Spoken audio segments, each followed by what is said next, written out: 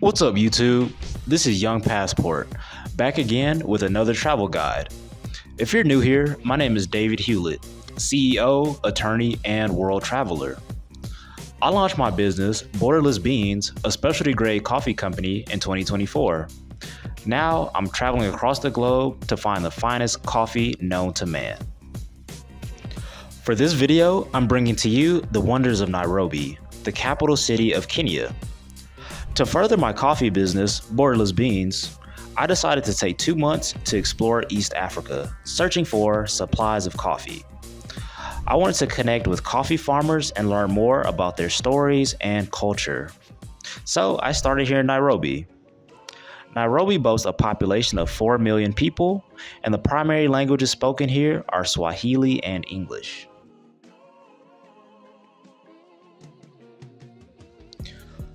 To get to Nairobi, I hopped on a 20-hour flight with Qatar Airways, first to Doha, Qatar, where I had a one-day layover. I didn't do too much there, so I'll keep it pushing. From Qatar, I then took a 4-hour flight into Nairobi. Boy, that jet lag hit me like a bag of bricks.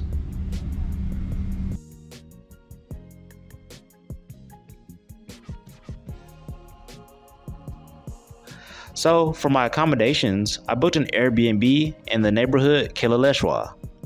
This was for the first 2 weeks of my stay. This 2-bedroom ran me about $50 per night. It was fine, but not the best location. I had a much better time in Kilimani, but we'll get to that later. Nice living room area. There's a balcony there. I'll show y'all that in the morning. It's pretty dark out right now, so you can't really see too much. Washroom. This is the first bedroom. I ended up getting a 2-bedroom. And it's like it has 3 bathrooms, which is dope. So, a lot of closet space.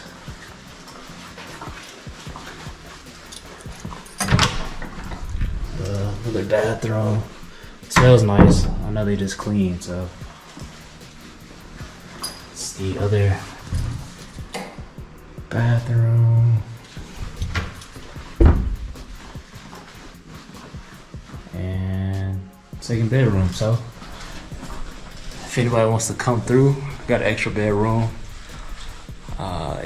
be my guest. So yeah. This is where we'll be staying at for about 2 weeks in Nairobi, and then we're gonna check out a couple other places, bounce around. This is the Kilimani area, and I didn't really see too much coming in, like in walking distance to check out, but we'll see in the morning if there is things that are close enough to walk to. So yeah. Where I first stayed had a very suburban feel, without much to do in walking distance. For me, I have to be in an area where I can walk to the local amenities, including restaurants, bars, grocery stores, and coffee shops. But yeah, we'll see. It's a beautiful day out, super nice weather. Kind of feels like LA a little bit. One place that had been on my list for the longest was Mama Rock's Burgers. Let me tell you, it did not disappoint. I ordered the mango Masai Mama with fries and a strawberry lemonade.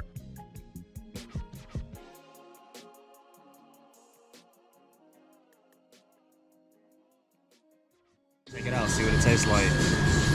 It was really good. I actually ended up ordering from here once more before I left Nairobi. Fries. Pretty good. Has like a mango sauce. Interesting. Good. My next stop was a cool spot called Oyster Bay in Kilimani. My mojito wasn't the best, but I gave it another try a couple of times, so the vibes were good. Just gonna grab a cocktail. It was a long walk from the Yaya Center, so wanted something refreshing. Got a mojito. We'll see how it turns out. Oyster Bay. Some friends from my hiking group in LA, Black Men Hike, introduced me to some fellows before I left for Kenya. So we had to tee it up. We met at a spot called Crafty Chameleon. It was a cool brewery, but I'm not a big beer guy. We did get a tour of the brewery from the owner, which was cool. Doing a project on the phone of Crafty Chameleon, so I'll show you our brewery now. Alright, cool guys. So excited to take a tour of Crafty Chameleon, the brewery. Show you guys the inside scoop. Ooh.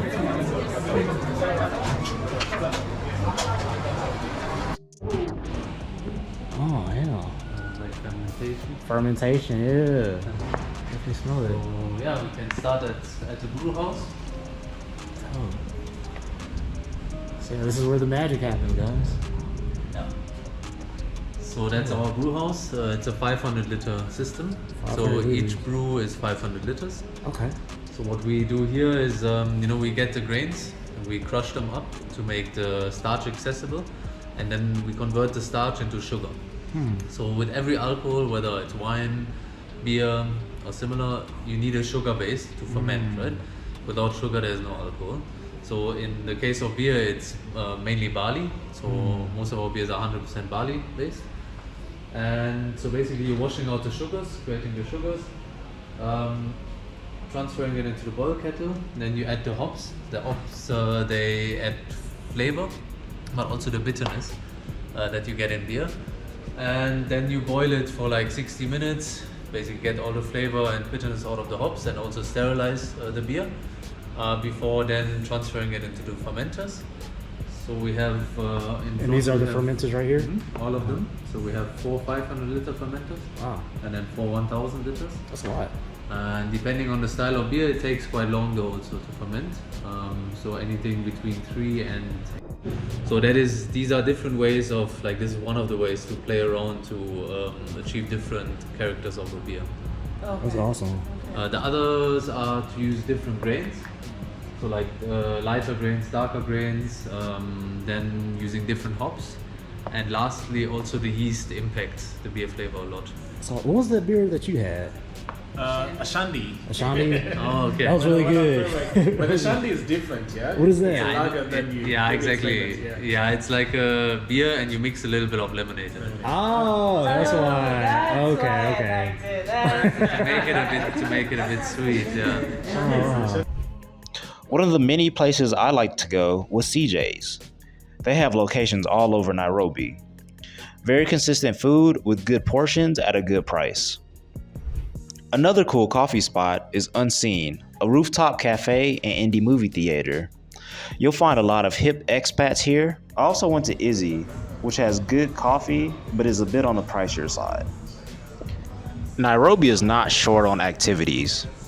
2 spots that I liked in the Westlands area were Nairobi Street Kitchen and Brew Bistro.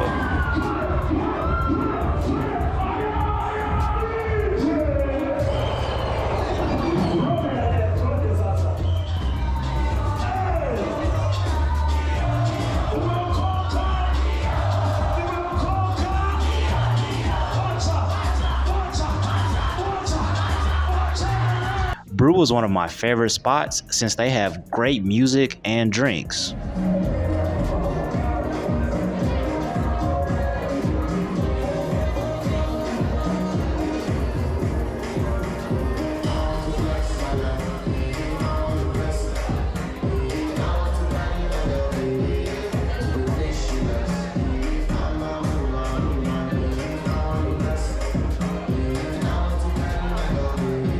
You can also do some shopping.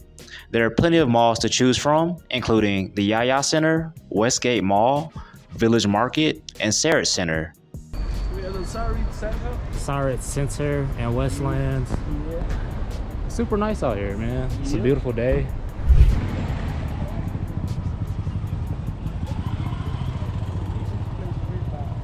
Huh? Oh, yeah. I mean, they built it up pretty nicely. Yeah.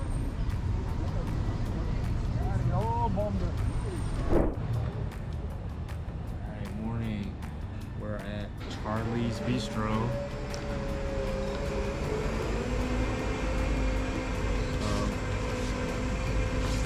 Pretty wide variety of stuff. I'm gonna just get a smoothie and check it out, but this is the restaurant. currently 8:44 in the morning. On my laptop, doing some business stuff, you know, life of the CEO.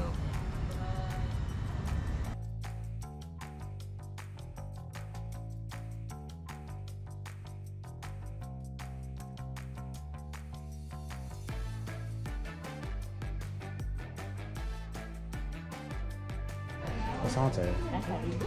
So we got water at the barber shop, getting cut at Barber Kings.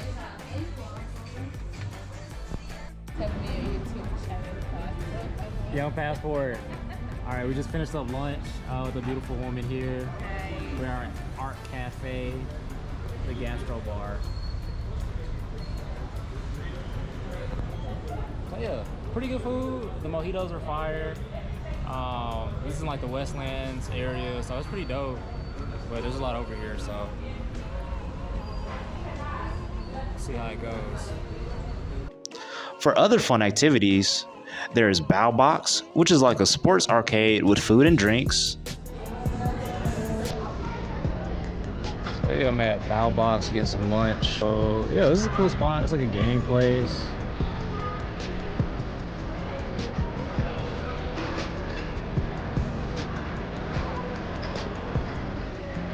Check this out.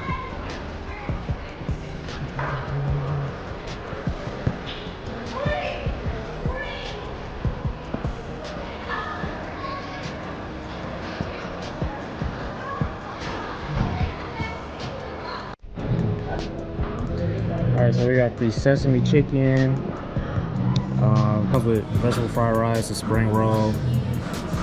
So, I had sesame chicken at one other place called Walk on Wheels, so good. Had an Uber Eats, came hot, fresh. I think it was like $10, $11. This is also about $10 or $11 US, so it was pretty filling, so let's check it out, see how it tastes. And definitely if you come to Bow Box, this is like a kind of like a Dave and Buster's type thing. So you want to come with friends or like a big group, you know, or a couple people. So that type of spot. And you can also take a hike in the Karura Forest. Taking the Karura Forest nature walk. It's about a 10-minute drive from Bow Box, so just decided to get a little hike in, see what it's like. It is pretty muddy, not gonna lie. But wore my hiking boots, Danners. They've never let me down. Ooh, this is crazy though. Look at that.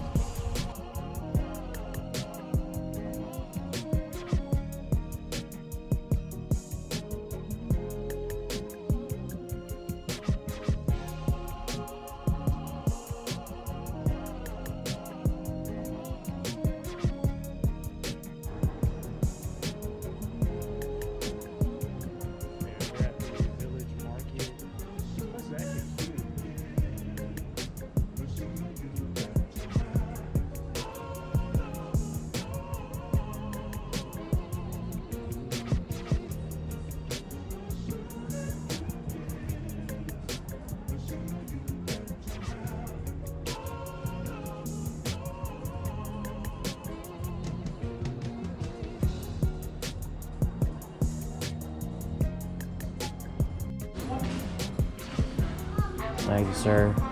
We're at, this is Samaki. Great service, beautiful views. Hopefully the food tastes great. I've heard good things, so.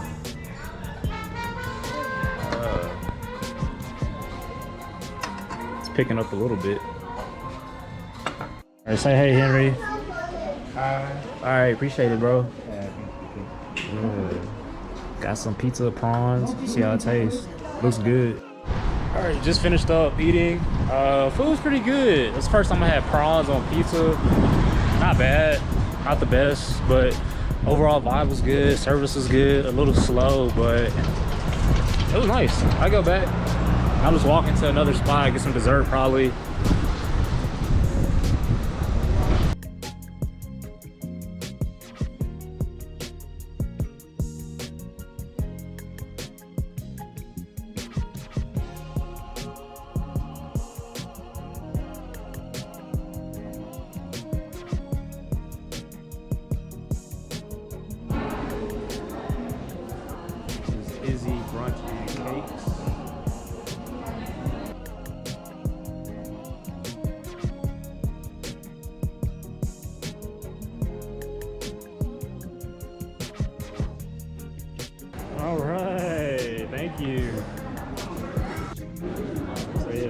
sizzling.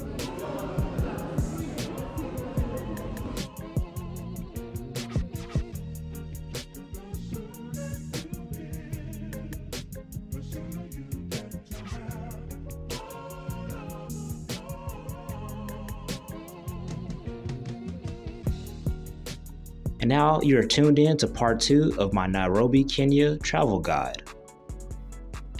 I decided to travel through East Africa for 2 months in support of my coffee distribution business, Borderless Beans. While in Kenya, I also wanted to have some fun and explore the top destinations in this beautiful city. In this video, I'll be showing you the wonders of Nairobi National Park and a few other cool local spots to check out when you're in Nairobi. Nairobi National Park is the world's only national park to be found within a capital city. The park is located 7 kilometers south of the city center. It took me about 30 minutes by Uber to get there. The entrance looks unassuming when you pull up into the parking lot, but man is there a surprise in store. I paid $45 for the park entrance fee and $50 to join a group on a game drive through the park. Nairobi National Park. I'm gonna do the urban safari. Major city with a national park. Pretty excited. I wasn't stoked at first, but now I'm kind of getting excited, ready to do this. Ready to go explore, see some wildlife. I tried to get out here earlier. I was up at like 6 a.m. Started doing some work, and now it's like almost 9. And we haven't started. The guy said you gotta get out here early to see the animals, so hopefully we see something, but we'll see. The first animals we spotted were hippos bathing in the water. You could really only see their ears, but right behind them on the riverbank were large crocodiles. Driving through the park and seeing the city in the background was so surreal. We then saw a black rhino resting. The park is home to the world's densest population of black rhinos, holding more than 50. The one we saw was huge, but pretty chill. They aren't as nearly as aggressive as white rhinos, no pun intended.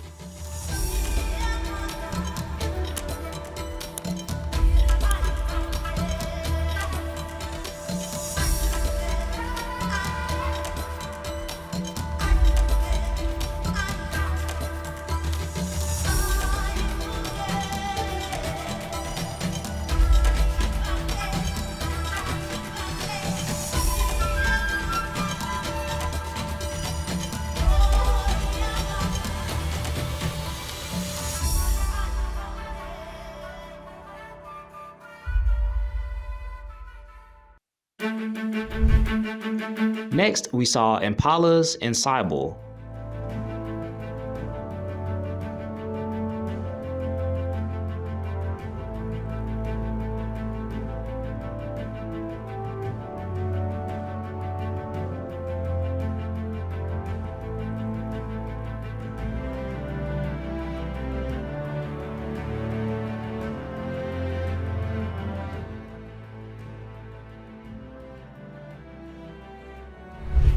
It was pretty cool to see these ostriches lead us across the water in our 4x4.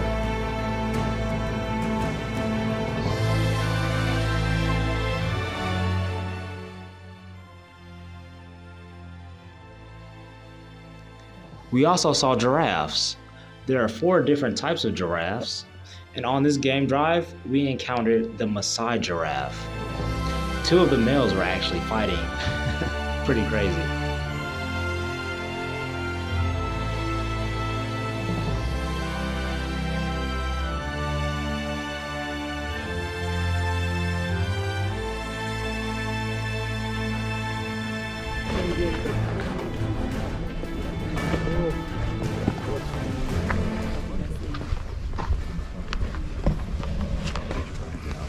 So yeah, the safari's been really cool so far. Saw some crocodiles, ostriches, impalas, rhino.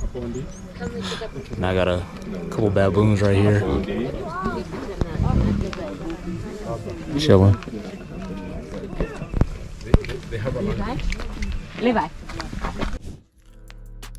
After the game drive, I went to grab lunch at Inti in Westlands. The food was delicious and the service was great. I had shrimp tempura sushi, And for dessert, a brownie with ice cream. Yeah, it's currently 10:15. Leaving my current Airbnb in Kilauea, moving to another one in Kilimani.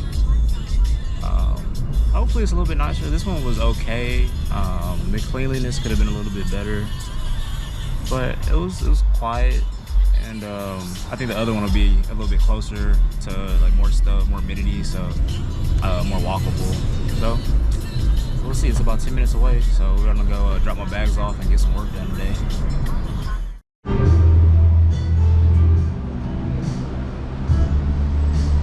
So I made it to Crave. So I'll just be here for lunch and talk and check into my Airbnb in Kilimani. So I'm here, gonna eat, work on this grant application, and yeah, just kind of get some business done. You know, see what happens. Hopefully, you know, this is another exciting, great day in Nairobi. So far, it's been spectacular. So yeah, tap in. A couple of days later, I moved to the Kilimani neighborhood. My second Airbnb in Nairobi.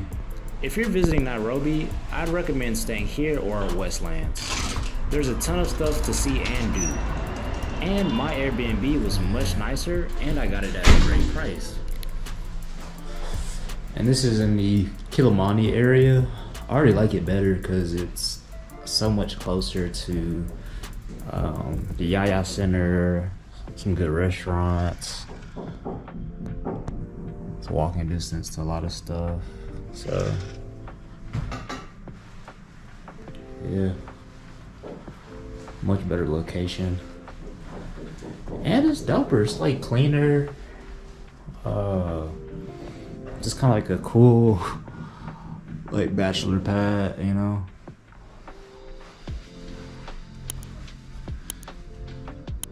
Yeah. Got another bathroom. So this is where I'll be for about a week, a little bit over, about 8 days before I leave for Mombasa. And yeah, I'm just gonna enjoy it to the fullest. It's funny, a friend of mine who I met in Tanzania was like, "Oh, you're in Nairobi," and I was like, "Yeah, man." So it's really a super small world. So here's to new friends and old friends.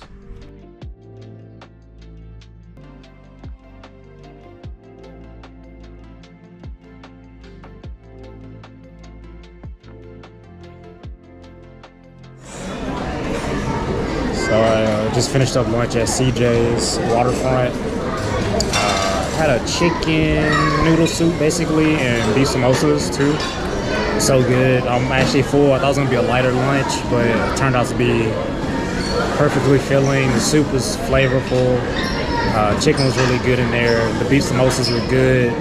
I had to add a little hot sauce, but after that it was right where it needed to be. So full, you know, left church, got something to eat. I might go to the Giraffe Center, but we'll see what's next. We'll see. It's pretty dope. They got go-karts over here, the waterfront, some little attractions for the kids, horseback riding, and even paintball. I might come do paintball because it's pretty cheap.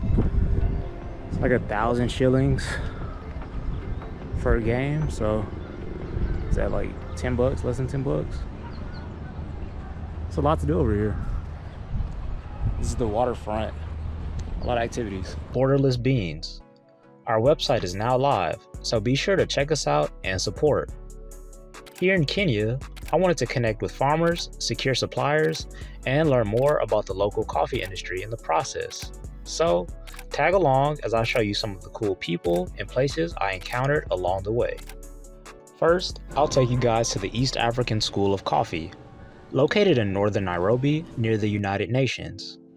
Here, they train people on all aspects of coffee, including barista skills.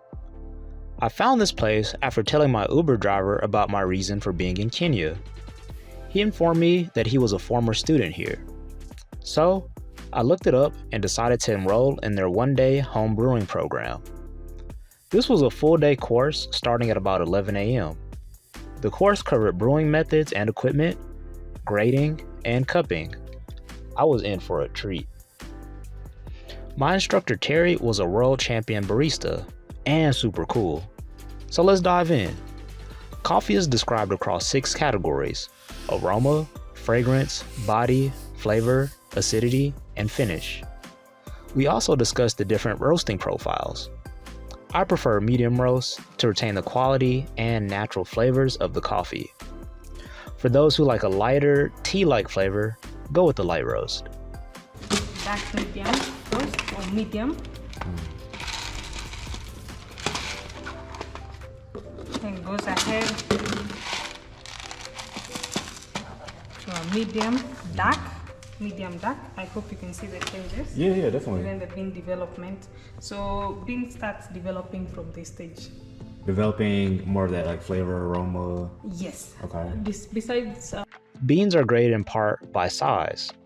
In Kenya, the P1 will usually be the highest quality bean.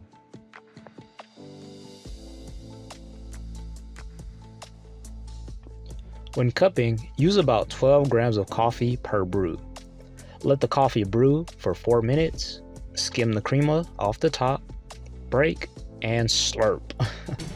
So that if you have this when you're cupping, it distracts your palate, so you'll not be able to focus. That's why you skim it off to have a clear water on top. Okay. I mean clear liquid. Yeah.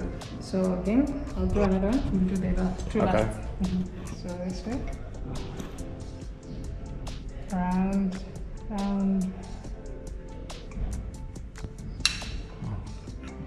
You make it look easy. Because I want you to.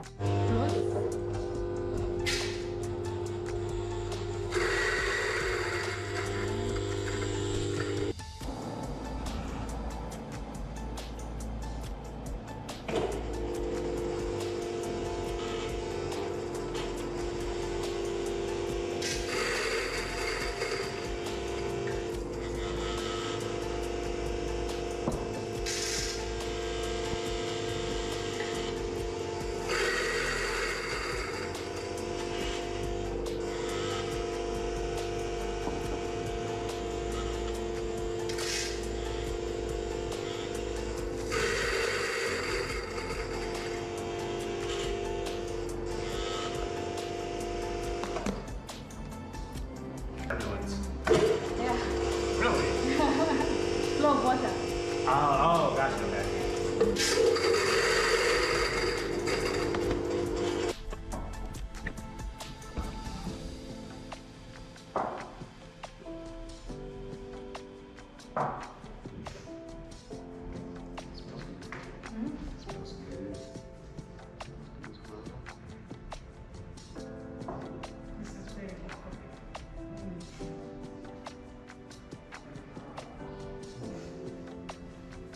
This smells like almost like grassy. Nothing. Is that a thing? Like grass? Like earth? I don't know. I feel like earth is like soil, but this is more maybe herbaceous. Herbal. Yeah. Herbal veggie. It's possible for it. It's good. You're good? Yeah. I think so. So let's add water. Next, we discuss some of the different brewing methods. What's super important in brewing are the 3 T's: time, temperature, and turbulence. For pour-overs, my preferred method, use a 16:1 ratio. Or, for every 1 part of coffee, use 16 parts of water. A coarse grind will help control the bitterness and astringency you may be experiencing. A higher temperature may also lead to more bitterness in your cup. So I always thought a Chemex was my favorite brewing method, but taking this class with Terry, I think I might have converted into a Kalita fan. Huge shout out to Terry and the entire team at the East African School of Coffee. I even received a certificate after. This? Drip method. Drip method. For Kalita. Using the Kalita. It has that flat base. Oh, okay. So it comes, there are so many drip methods. So if I could take you through shortly for the drip method. Okay. So here we have about 6 different types of drip method. So there's the 360 because of the V shape and one hole to drip coffee through. You said V60, right? Yes. Okay. There is called clever dripper. So clever dripper. So you brew inside the dripper. So once you're done, you place it on top of a server, like let's say on top like that. So all the coffee that you brewed here goes inside. So it has the valve that flows the water through. Okay. And then there's Chemex. That's what I have. Yeah. So Chemex is also a drip method. Also one big vessel where you just put the filter, then you drip your coffee to the bottom. Gotcha. So these other two, the other three methods is that this is the cone. This is what we call it V60. And this one, Clever dripper. Clever dripper. And then Kalita. So depending on whichever method or drip method, the equipment you can use, but the process is the same. Okay. Cool. Just gotta get the ratios down. So we're doing the drip method right now. Then just press the coffee, steep the coffee. Steep method. Steep method. So we have the drip method. Yeah, Kalita, We have the steep method. Then the pressure method. Also drip method. Also drip method. And this is the origami V60. Yes. That's so cool. And they have up to 144 smells flavors. 144. So it's to train your nose to recognize different flavors that you can recognize as well in coffee, as well to train your memory to remember flavors, because tasting is all about memory, you know. And so yeah, so at the moment you just grab one, smell it, and try to guess what it is. Enjoy. Cool. All right. Who wants to go first? You guys mind if I record? Is this okay? Okay, cool. It's for my my YouTube channel. Later on, I met one of the founders of the school, Raphael. We really bonded over cool kicks and coffee. He invited me back to the school for a photo shoot the school was doing for their website. This day, I got to meet some of the students who were training to become baristas. It was really cool to be a part of this. Raphael even treated us to pizza afterwards, my favorite. A few days later, I decided to check out Connect Coffee. The folks here are super cool. Their head roaster, Lydia, even invited me to the back of house to give me an in-depth interview. This is where they roast all their coffee. Lydia was great.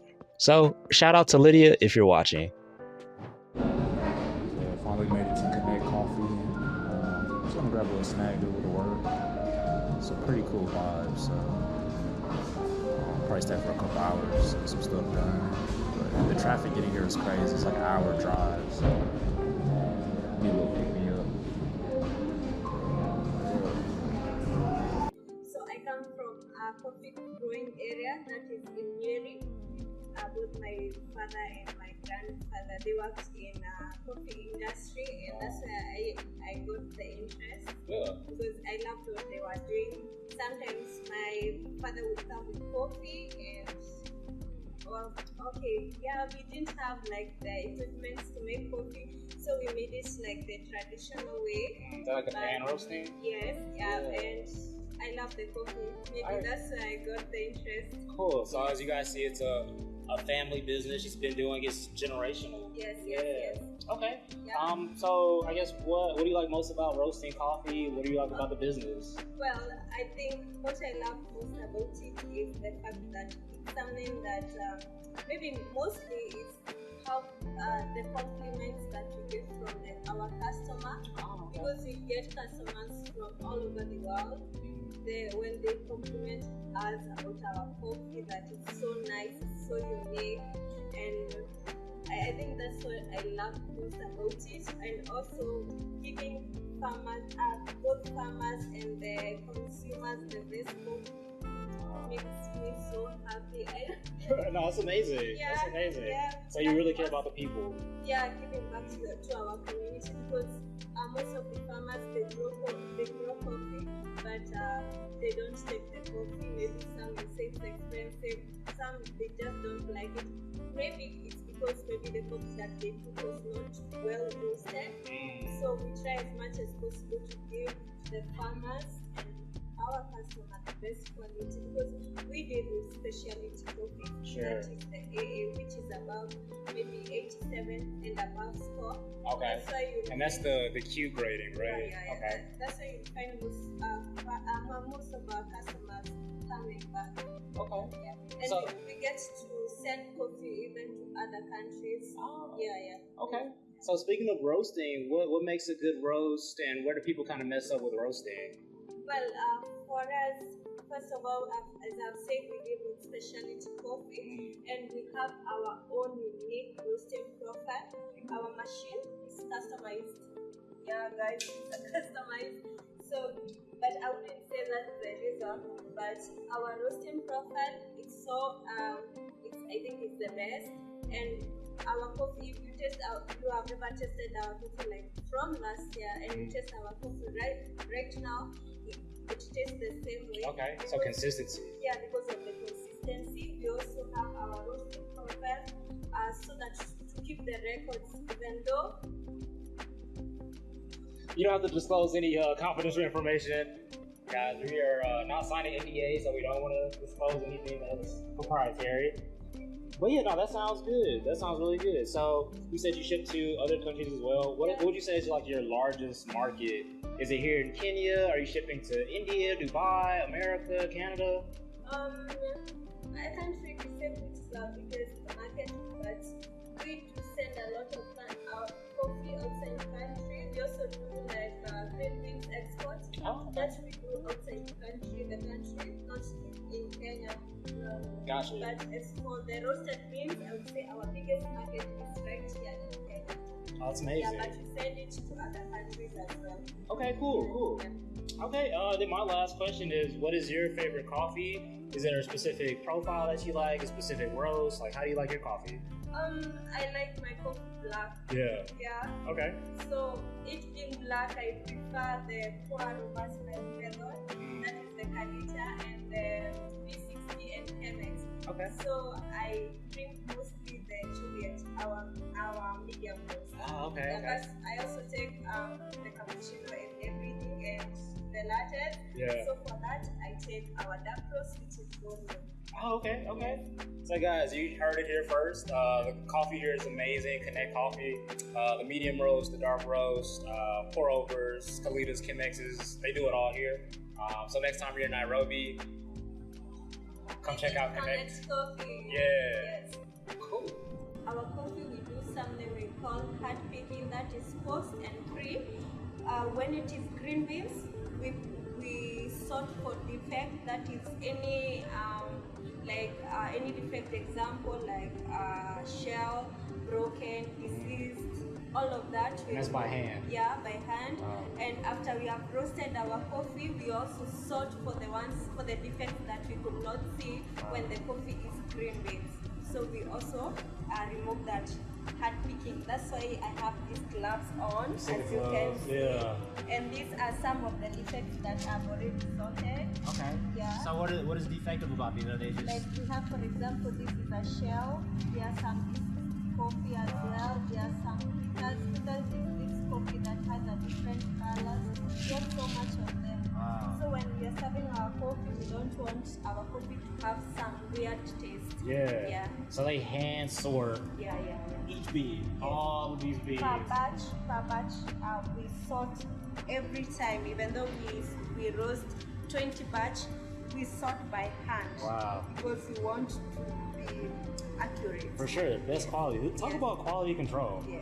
It doesn't get any better than that, guys. That is luxury at its finest.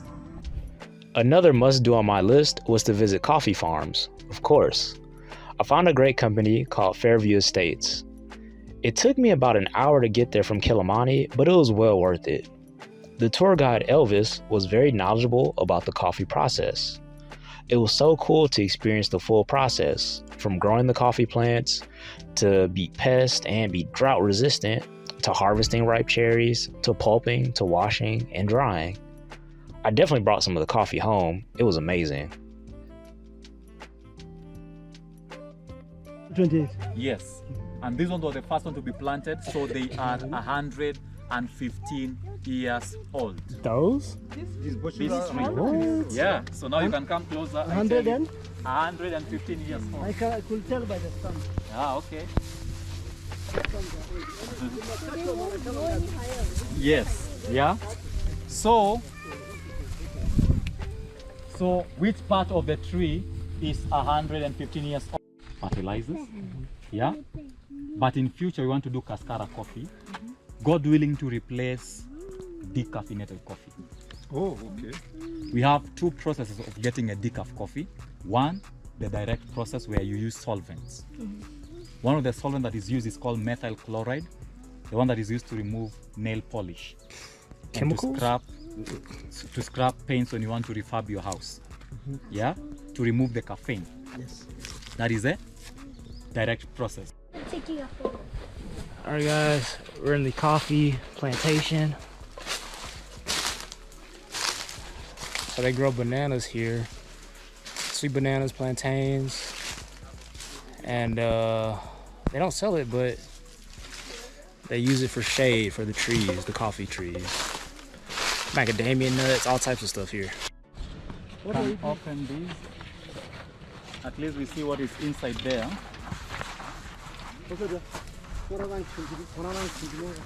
Oh, this is the good stuff. Yeah. So here, this is where now we do drying.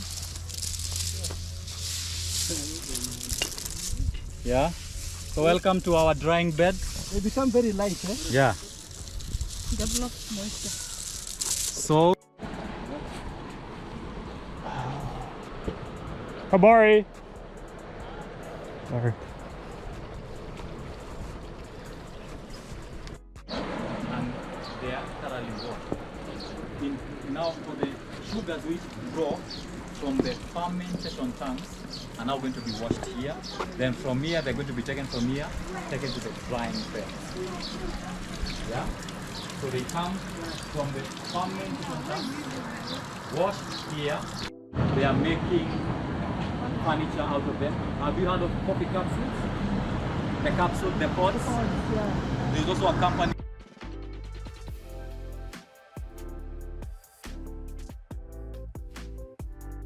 I'm sure I'll be staying connected to all the amazing people I met on this journey. If you enjoyed what you saw, please like, comment, subscribe, and share with your friends. Thanks.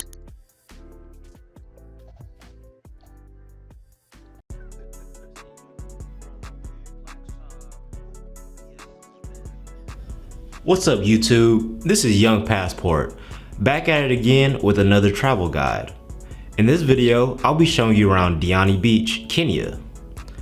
After working in Nairobi on business, I wanted to chill for a bit. A Kenyan friend of mine recommended I check out Mombasa for a few days. Since I would be on the coast, I thought, hey, why not check out Diani? I'll see if it's like one of my other favorite beaches in Africa, Zanzibar. Alright guys, I'm on the way to Zanzibar. Oh no, I'm sorry, Mombasa. I'm on the way to Mombasa. So, I'm gonna check it out for a few days. Flying through the airways. After a short flight from Nairobi, I landed in Mombasa. Since my Airbnb there was not up to my standards, I decided to get a hotel and cut my time in Mombasa short. I figured I'd seen enough. I took a ferry to Mombasa. The ferry carried myself and my Uber across the lake. From the port in Diani, we still had another hour or so to drive. It was a pretty long journey, but well worth it. I booked a room at the Diamonds Leisure Beach and Golf Resort. By the time I arrived, my room was not yet ready, so I decided to connect with a friend for lunch. We had met at Unseen Rooftop in Nairobi, and she wanted me to meet some of her friends. We decided to meet up at Palette Cafe on the beach. Yeah, just made it to Palette Cafe. This is a really cool place. It's near Diani Beach, but it's founded for deaf folks. So they have deaf people working here, hearing impaired, I guess. But it's really cool. Food smells amazing. The vibes are really nice. So we're gonna try the food out and hopefully learn a little sign language on the way. Sick. Unfortunately, I just missed my friend as she had a flight to catch. But I decided to have lunch and link up with her friends. The fish tacos at Palette were bomb. The strawberry lemonade was a bit tart. Also, the service could have been better. Tacos, fire. Fries, fire. Really enjoying this food so far. Not sure if it's just me, but I noticed a lot of places in Africa tend to treat white customers better. Like waiters will bend over backwards to make sure they're served. Anyway, I still enjoyed the food and atmosphere. The people I met were really cool. One guy was Kenyan, schooled in the US, one woman was French, and the other was German. We chilled on the beach and went swimming. The water was pretty cold in June. So yeah, guys, just hanging out, chopping it up, enjoying this beautiful view. Man. I'm braiding some hair. Braiding some hair. Unbraiding. Is this a word? I don't know. Braiding, yeah. The opposite of braiding. Unbraiding, okay. It's a really comfortable. This is sick, man. I love it. As it was International Yoga Day, they knew of a group doing some sunset yoga. I'm not really into yoga, but since they offered me a ride home, I tagged along. Not gonna lie, it was super relaxing, and I did need a good stretch after all that traveling.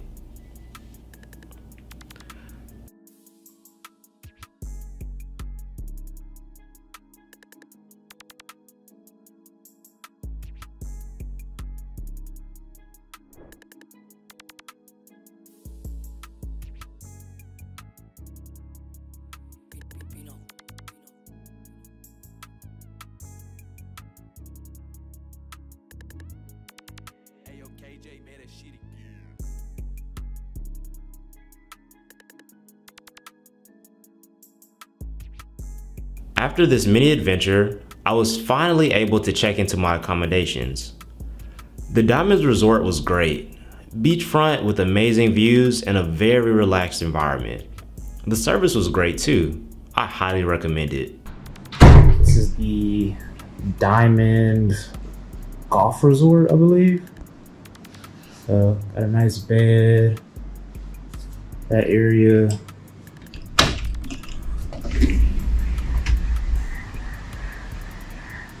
Balcony.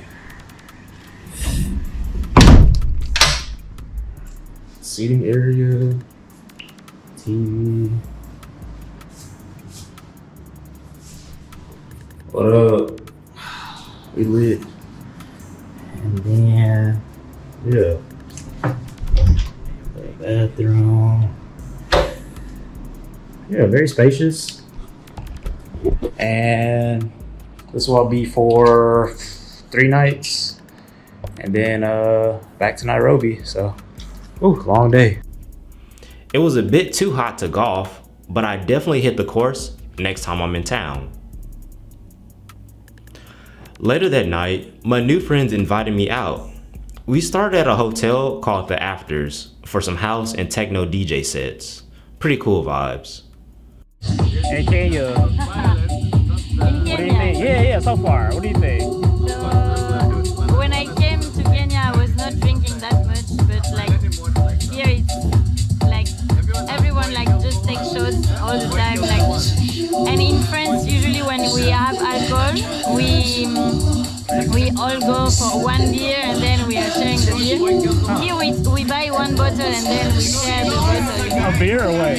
So no, it's always bottle of liquor. Oh, okay, so people get fucked up more fast. So it's more prevalent to like just buy a bottle. It's like you get fucked up, you get liquor, you get fucked up immediately. Instead of like, We're drinking Jamba juice.